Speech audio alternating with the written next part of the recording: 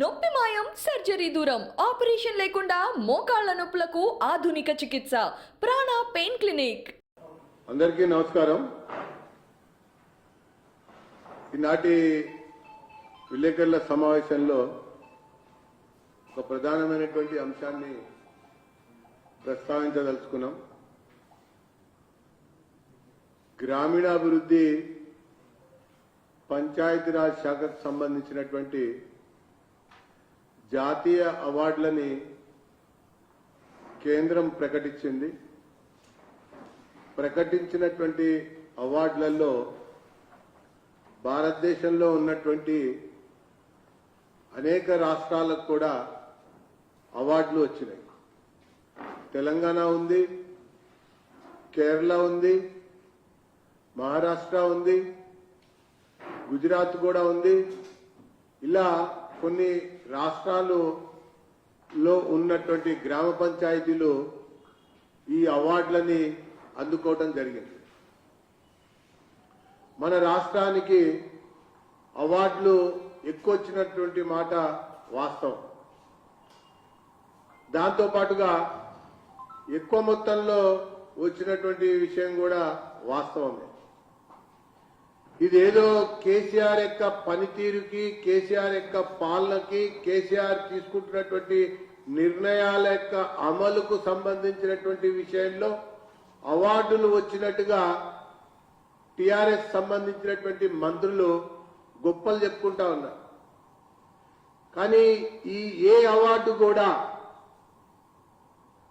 కేసీఆర్ పాలన మీద ఇచ్చింది కాదు, పరిపాలన మీద ఇచ్చింది కాదు, ఆయన చేపట్టినటువంటి కార్యక్రమాల యొక్క అమలుకు సంబంధించినటువంటి విషయంలో గ్రామానికి పొందినటువంటి అవార్డు ఎంత మాత్రం కూడా కాదు.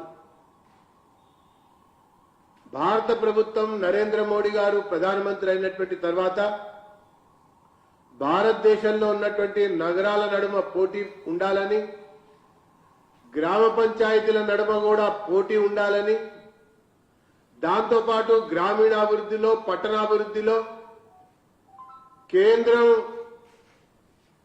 తీసుకున్నటువంటి ఒక నిర్ణయాలు అమలుకు సంబంధించినటువంటి విషయంలో కేంద్రం నేరుగా 73, 74 రాజ్యాంగ సవరణ తర్వాత విధులు, నిధులు నేరుగా ఆ గ్రామ పంచాయతీలకు ఇస్తున్నటువంటి ఒక సందర్భం నేపథ్యంలో ఆ గ్రామ పంచాయతీల యొక్క పనితీరు, పరిపాలన, అక్కడ ఉన్నటువంటి అధికారి, ఎన్నికైనటువంటి సర్పంచ్ యొక్క పాలన, పరిపాలన పైన, కింది స్థాయిలో జరుగుతున్నటువంటి వ్యవహారాల పైన ఇచ్చినటువంటి ఒక అవార్డుగా నేను పేర్కొంటా ఉన్నా. ఆ ప్రకారంగానే జాతీయ స్థాయిలో అవార్డులు ఎంపిక జరిగింది. ఆ ప్రకారంగానే ఇచ్చారని చెప్పని మనవి చేసుకుంటూ, ఈ అవార్డులు ఆ సర్పంచుల యొక్క పనితీరుకి, అక్కడ ఉన్నటువంటి అధికారి యొక్క పనితీరుకి, వీటిని సమన్వయం చేసినటువంటి డిఆర్డీఏకి సంబంధించినటువంటి, కలెక్టర్కి సంబంధించినటువంటి పనితీరుకి అద్దం పడుతుంది అని చెప్పని నేను ఈ సందర్భంగా పేర్కొంటా ఉన్నా, తెలియజేస్తా ఉన్నా. మన రాష్ట్రం మాత్రం రాజకీయంగా దీన్నేదో తన ఖాతాలో వేసుకోవాలి, ఇదేదో ముఖ్యమంత్రి యొక్క కలలు అన్నటువంటి పల్లె వెలుగు ద్వారా, పల్లె ప్రగతి ద్వారా పొందినట్టుగా ప్రచారం చేసుకుంటా ఉన్నారు. ఇది పూర్తిగా అసత్యం, అవాస్తవం. ఏ రాష్ట్రానికి సంబంధించినటువంటి గ్రామీణాభివృద్ధి శాఖ మంత్రి అక్కడికి రాలా. మన రాష్ట్రానికి సంబంధించినటువంటి మంత్రి మాత్రం అక్కడ చంకలు ఎగరేసుకుంటూ ఢిల్లీకి వెళ్ళాడు. అదేదో తాను సాధించినట్టుగా. ఇప్పటికి కూడా ఈ అవార్డులు, రివార్డులకు సంబంధించినటువంటి విషయంలో అసలు ఏ పథకం, ఏ పురస్కార్ పేరు మీద వచ్చింది అన్నటువంటి విషయం కూడా తెలియనటువంటి మంత్రి మన గ్రామీణాభివృద్ధి శాఖ మంత్రి, మన పట్టణాభివృద్ధి శాఖ మంత్రులు. ఏ పురస్కారం, ఏ రివార్డు, ఏ అవార్డు దేని పేరు మీద వచ్చిందో కూడా తెలియనటువంటి మంత్రులు వీళ్ళిద్దరు. కానీ డిఆర్డీఏ, కలెక్టర్లకు సంబంధించినటువంటి అధికారులు పారిశుద్ధ్యం విషయంలో, పరిశుభ్రత విషయంలో, జీవనోపాధిని మెరుగుపరిచేటువంటి అంశంలో, పేదరిక నిర్మూలన విషయంలో, అక్షరాస్యత విషయంలో, అంటే పాలన మహిళలకి స్నేహపూర్వకంగా ఉండేటువంటి అంశంలో, తర్వాత ఊర్ధ్వ స్వరాజ్ అంటే సోలార్ యొక్క ఎనర్జీని సద్వినియోగం చేయటంలో, వినియోగించటంలో, ఇవన్నీ కూడా ఓడిఎఫ్ విషయంలో, ఇవన్నీ కూడా కేంద్ర ప్రభుత్వం స్వచ్ఛ భారత్ సంబంధించినటువంటి మిషన్లో గ్రామ పంచాయతీలకు నేరుగా నిధులిస్తూ విధులు బదిలీ చేసి ఈ కార్యక్రమాలు అమలుకు సంబంధించినటువంటి వ్యవహారం విషయంలో కలెక్టర్ ద్వారా, డిఆర్డీఏ ద్వారా సమన్వయం చేస్తూ ఆ పంచాయతీల నడుమ జరిగినటువంటి ఒక విషయంలో వచ్చినటువంటి అవార్డు, రివార్డు అని చెప్పని నేను పేర్కొంటా ఉన్నా. ఇక పోతే చాలా సందర్భాల్లో ఈ మంత్రులు తెలంగాణ పట్ల వివక్ష ఉంది అని కూడా మాట్లాడుతూ వచ్చారు. కానీ మార్గదర్శక సూత్రాల ప్రకారంగానే ఈ అవార్డులు కానీ, రివార్డులు కానీ, నిధుల మంజూరీ కానీ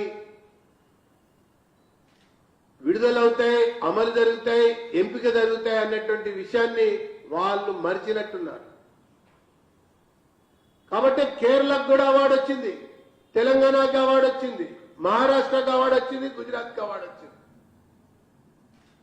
గమనించాలి, మనము రాజ్యాంగబద్ధంగా ప్రజాస్వామ్యంలో ఎన్నికైనటువంటి ప్రభుత్వంగా పరిపాలన సాగిస్తున్నప్పుడు ఒకసారి విమర్శించేటువంటి విషయంలో, ప్రశ్నించేటువంటి సమయంలో మన బాధ్యత ఏంది, మన కర్తవ్యం ఏంది, మనం చేస్తున్నటువంటి పనులేంది, విధులేంది అన్నటువంటి విషయాలని విస్మరించి మరీ మాట్లాడటం ఈ మంత్రులకి పరిపాటి అయిపోయింది, దినచర్య అయిపోయింది. అదే వారి యొక్క మంత్రిత్వ శాఖ యొక్క పనితీరులాగా వీళ్ళు మాట్లాడటం కూడా అలవాటు అయిపోయిందని చెప్పని భారతీయ జనతా పార్టీ పేర్కొంటా ఉంది. ఇది ఆ పథకంలోనే, అంటే దీన్ దయాళ్ ఉపాధ్యాయ పంచాయత్ సతత్ వికాస్ పురస్కార్ ఒకటి, రెండోది నానాజీ దేశ్ముఖ్ సర్వోత్తమ్ పంచాయత్ సతత్ వికాస్ పురస్కార్, ఒకటి పంచాయతీలుగా పోటీ, పంచాయతీలలో వివిధ అంశాలు అమలుకు సంబంధించినటువంటి విషయాలు, ఇందాక నేను చెప్పినట్టుగా పారిశుద్ధ్యం కానీ, పరిశుభ్రత కానీ, ఓడిఎఫ్ కానీ, వీటికి సంబంధించినటువంటి విషయాల్లో మళ్ళా పోటీ.